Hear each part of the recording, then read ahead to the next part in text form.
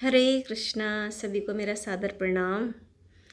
श्रीमद् भागवतम प्रथम स्कंद अध्याय 4 आज स्टार्ट कर रही हूँ मैं, तो शुरू करती हूँ। नमो विष्णुपादाय कृष्णपृष्ठाय भूतले श्रीमते भक्ति वेदांत स्वामी नीति नामे नमस्ते सारस्वते देवे गौरवाणी प्रचारिणे निर्विशेष शून्यवादी पाश्चात्य देशतारिणे। जय श्री कृष्ण चैतन्य प्रभु नित्यानंद श्री अद्वैत गदाधर श्रीवासदि गौर भक्त वृंद वांछा कल्पतरुभ्यश्च कृपा सिंधुभ्यो च पतितानां पावनेभ्यो वैष्णवेभ्यो नमो नमः। अनंत कोटि ठाकुर की जय। हरि बोल। ओम नमो भगवते वासुदेवाय। ओम नमो भगवते वासुदेवाय। ओम नमो भगवते वासुदेवाय। ओम नमो भगवते वासुदेवाय। नरं चैव नरोत्तमं देवीं सरस्वतीं व्यासं ततो जयम् उदीरयेत्। नष्टप्रायेषु भद्रेषु नित्यं भागवत सेवया भगवती उत्तम श्लोके भक्तिर्भवति नैष्टिकी। कृष्णाय वासुदेवाय देवकी नंदनाय च नन्दगोपकुमाराय गोविन्दाय नमो नमः। मूकं करोति वाचालं पङ्गुं लङ्घयते गिरिं यत्कृपातमहं वन्दे परमानन्दमाधवं। श्रीचैतन्य ईश्वरं श्रीगुरुदीनतारिणम्। हरे कृष्णा। सभी को हरि बोल। श्रीमद् भागवतम स्कंद 1 भागवत संदेश अध्याय 4 श्री नारद मुनि का प्राकट्य।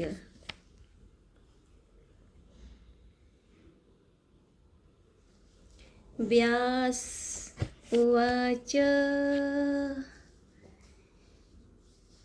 इति उर्वाणं सन्तूय मुनीनां दीर्घ सत्रिणां वृदः कुलपति सूतं बुहुरिचः शौनकः अब्रवीत्।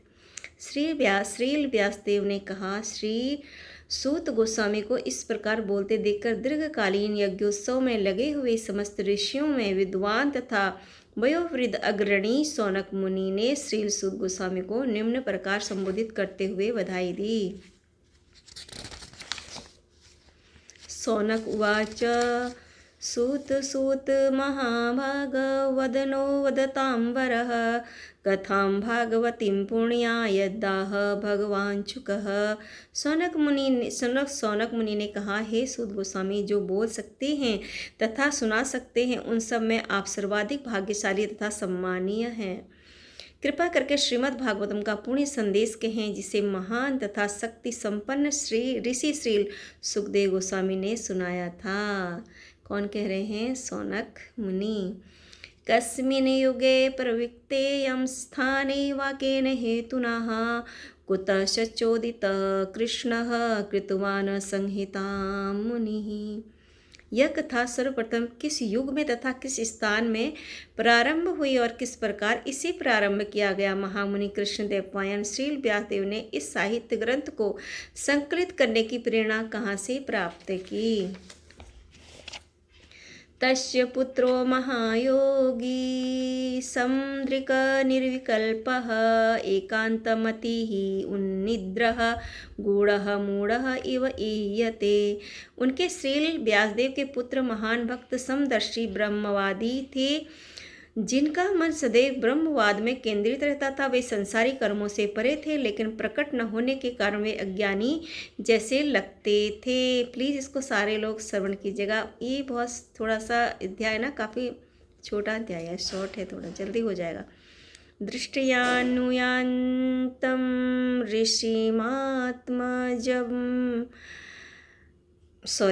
दृष्टा अनुयान्तं ऋषिम् आत्मजम् अपि अनग्नं देव्यः हर्यान् सूतस्य चित्रं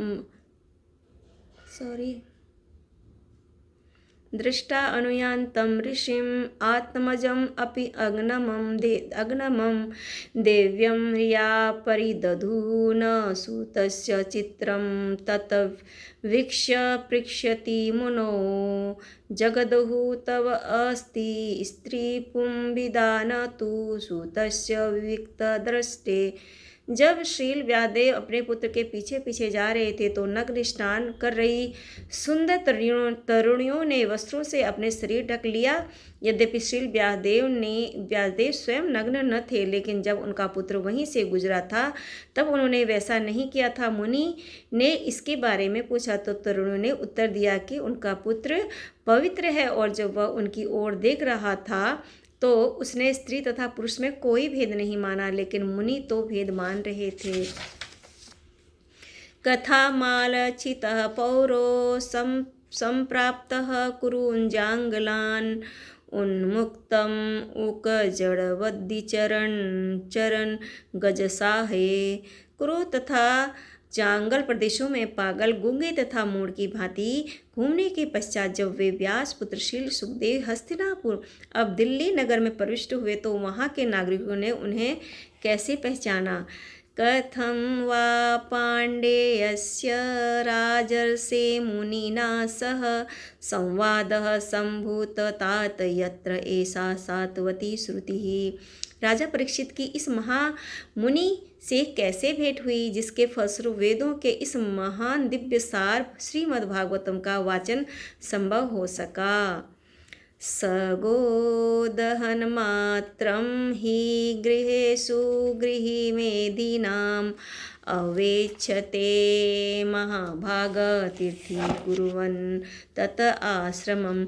वे श्री सुखदेव गोस्वामी किसी गृहस्थ के द्वार पर उतनी ही देर रुकते जितने समय में गाय दुही जा सकती है। वे उस घर को पवित्र करने हेतु ही ऐसा करते थे। हरि बोल। अभिमन्यु सूतं सूत प्राहु भागवत उत्तमम् तस्य जन्म महा आश्चर्यम कर्माणि च गृणीहीन। कहा जाता है कि महाराज परीक्षित उच्च कोटि के भगवत भक्त थे और उनके जन्म तथा कर्म अत्यंत आश्चर्यजनक थे। कृपया उनके विषय में हमें बताएं। स सम्राट कस्य वा हेतो पाण्डूनां मानवर्धनः प्राय उपविष्टः गंगायाम् अनादृत्य अधिराट श्रियम्। वे एक महान सम्राट थे और उनके पास उपार्जित राज्य के समस्त ऐश्वर्य थे। वे इतने श्रेष्ठ थे कि उनसे पांडुवंश की प्रतिष्ठा बढ़ रही थी। तो फिर वे सब कुछ त्याग कर गंगा नदी के तट पर बैठकर क्यों आमरण उपवास करने लगे। किसके लिए बोला जा रहा है? परीक्षित महाराज जी के लिए बोला जा रहा है। नमन्ति यत्पादनिकेतनम् आत्मनः शिवाय हानियधनानि शत्रवः दुस्तयजामयुवा शत्रवः कथं सवीरः श्रियम् अंग दुस्तजाम युवा एसत उत्तष्टुम अहो सह अशुभिः।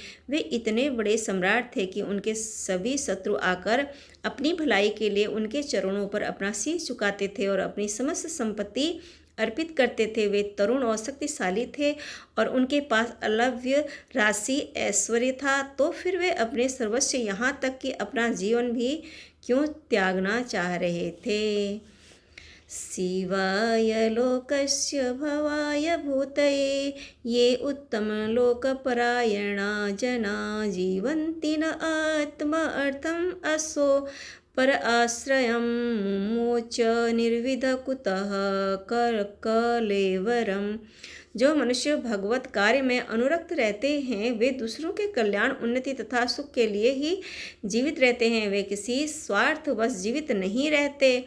अतएव राजा परीक्षित ने समस्त सांसारिक वैभव की आसक्ति से मुक्त होते हुए भी अपने उस मर्त्य शरीर को क्यों त्यागा जो दूसरों के लिए आश्रय था।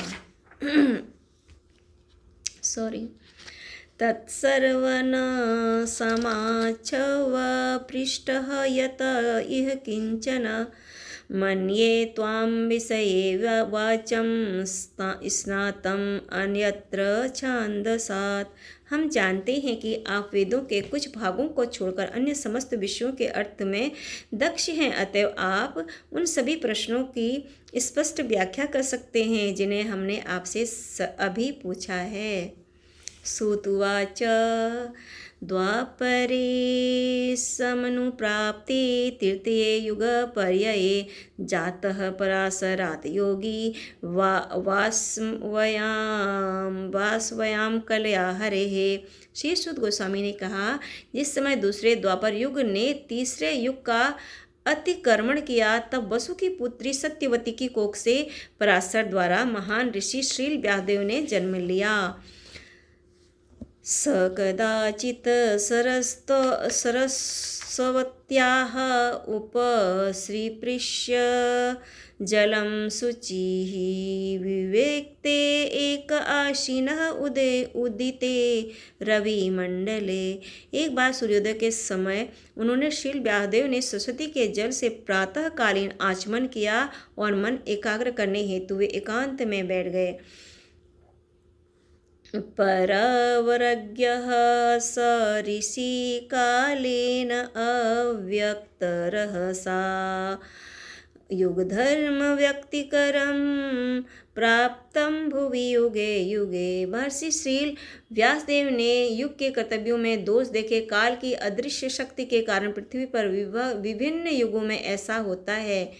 भौतिकानां च भावानां शक्तिहासस च तत्कृतम् अश्रद्धानान् निःसत्तात्वान् दुर्मेधान् हर्षित आयुषः दुर्भागान् च जनानान् वीक्ष्य मुनिः दिव्येन चक्षुषा सर्ववर्ण आश्रमाणां यत् दद्यो हितम् अमोघदृक्।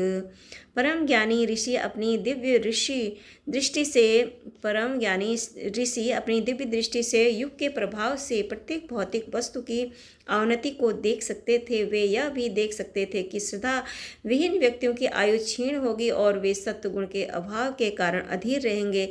इस प्रकार उन्होंने समस्त वर्णों तथा आश्रमों के मनुष्यों की कल्याण पर विचार किया। चातुहोत्रं कर्म शुद्धं प्रजानां वीक्ष्य वेदिकं व्यधात यज्ञसंतये वेदम एकं चतुर्विधम्।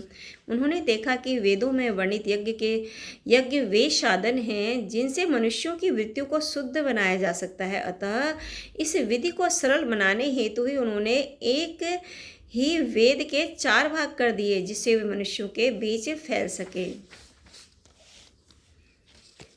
ऋग यजुषाम अथर्व आख्या वेदा चत्वार उदधृता इतिहास पुराणाम च पंचम वेद उच्यते। मूल ज्ञान के स्रोतों वेदों के 4 पृथक विभाग किए गए, लेकिन पुराणों में वर्णित ऐतिहासिक तथ्य तथा प्रमाणिक कथाएं पंचम वेद कहलाती है। तत्र ऋग्वेदधर पैलः सामगः जैमिनी कविः वैश्पायनः एव एकः निष्णातः यजुषाम उत। वेदों के 4 खंडों में विभाजित हो जाने के पश्चात पैल ऋषि ऋग्वेद के आचार्य बने और जैमिनी सामवेद के यजुर्वेद में एकमात्र वैश्पायन यशस्वी हुए। अथर्व अंगिरसाम आसित सुमंतु दारुणः मुनि इतिहास पुराणानां पितामहो महर्षणः। अत्यंत समर्पित भाव से सेवा करने वाले सुमंत मुनि अंगिरा को अथर्ववेद सौंपा गया और मेरे पिता रोमहर्षण को पुराण तथा इतिहास सौंपे गए। त एते ऋषयः वेदं स्वं स्वं व्यशन अनेकधा शिष्यैः प्रशिष्यैः तत्शिष्ये वेदा ते साखिनः अभवन्। इन सब विद्वानों ने अपनी पारी में उन्हें सौंपे गए वेदों को अपने अनेक शिष्यों प्रशिष्यों तथा उनके भी शिष्यों को प्रदान किया और इस प्रकार वेदों के अनुयायियों की अपनी अपनी शाखाएं बनी। त एव वेदाः दुर्मधे धार्यन्ते पुरुषे यथा एवं चकार भगवान व्यासः कृपणः वत्सलः। इस प्रकार अज्ञानी जनसमूह पर अत्यंत कृपालु ऋषि श्रील व्यासदेव ने वेदों का संकलन किया, जिससे अल्प बुद्धि वाले मनुष्य भी उनको आत्मसात कर सके। स्त्री शूद्र द्विज बंधूनां त्रयीण श्रुति गोचरा कर्म श्रेयसी मूढ़ानां श्रेयः एवं भवेत् इह इति भारतम् आख्यानां कृपया मुनिना कृतं।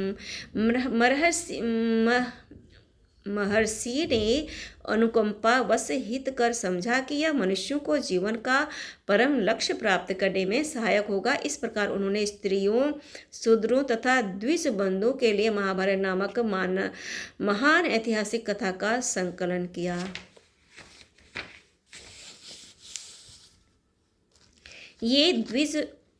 एवं प्रवृत्तस्य सदा भूतानां श्रेयसी द्विजाः सर्वात्मकेन अपि यदा न अतुष्यत् हृदयं ततः। हे द्विज ब्राह्मणों, यद्यपि वे समस्त प्रजा के समग्र कल्याण कार्य में लगे रहें तो भी उनका मन संतुष्ट नहीं हुआ। न अति प्रसदित हृदय सरस्वत्या तटे शुचौ वितर्कयन् विविक्तस्तः इदं च उवाच धर्मवीत्। इस प्रकार मन में असंतुष्ट होने के कारण ऋषि ने तुरंत विचार करना प्रारंभ कर दिया, क्योंकि वे धर्म के सार के ज्ञाता थे। और उन्होंने मन ही मन कहा, धृतव्रतेन हि मया छन्दांसि गुरुवग्नयः मान्विताः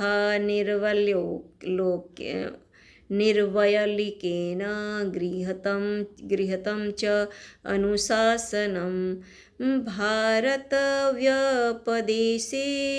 हि आम्नाय अर्थः च प्रदर्शितः दृश्यते यत्र धर्म आदि स्त्री शूद्र आदिभिः अपि उत। मैंने कठिन व्रतों का पालन करते हुए वेदों की, गुरु की तथा यज्ञ वेदी की निष्कपट पूजा की है। मैंने अनुशासन का भी पालन किया है और महाभारत की व्याख्या के माध्यम से शिष्य परंपरा को अभिव्यक्ति दी है, जिससे स्त्रियां, शूद्र तथा अन्य द्विज बंधु मनुष्य भी धर्म के मार्ग का अवलोकन कर सकते हैं।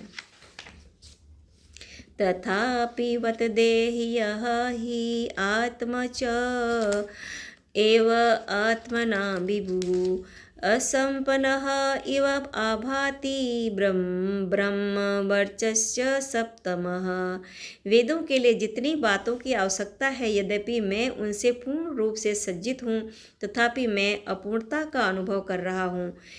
किं वा भागवताः धर्माः न प्रायेण निरूपिताः प्रियाः परमहंसानां ते एव हि अच्युत प्रियाः। हो सकता है ऐसा इसलिए हो कि मैंने श्री भगवान की भक्ति का विशेष रूप से कोई संकेत नहीं किया, जो सिद्ध जीवों तथा अच्युत श्री भगवान दोनों को प्रिय है। तस्यैवमखिलम् आत्मानं मन्यमानस्य खिदतः कृष्णस्य नारदः अभ्यागात् आश्रमं प्राक उदाहृतम्। जैसा कि पूर्व में कहा जा चुका है, जब श्रील व्यासदेव अपने दोषों के विषय में अफसोस कर रहे थे, उसी समय सरस्वती नदी के तट पर स्थित कृष्णद्वैपायन श्रील व्यासदेव की कुटिया में श्री नारद मुनि पधारे।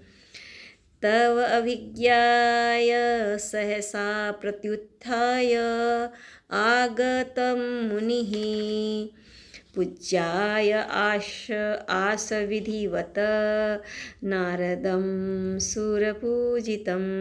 श्री नारद मुनि के शुभागमन पर श्रील व्यासदेव सम्मानपूर्वक उठ खड़े हो गए और उन्होंने सृष्टा ब्रह्मा के सम्मान उनकी पूजा की।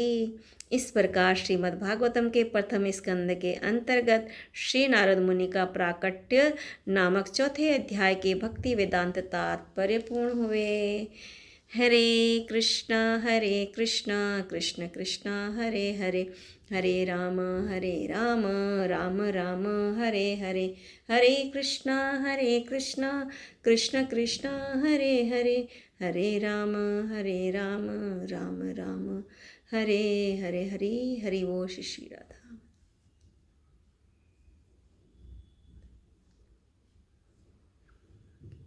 जय हो गुरुदेव, जय गुरुदेव,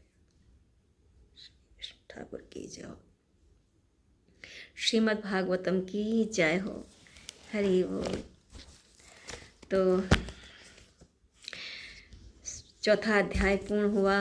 पांचवा अध्याय में कल को पढ़ती हूँ और आप प्लीज़ ज़रूर इसको श्रवण कीजिएगा।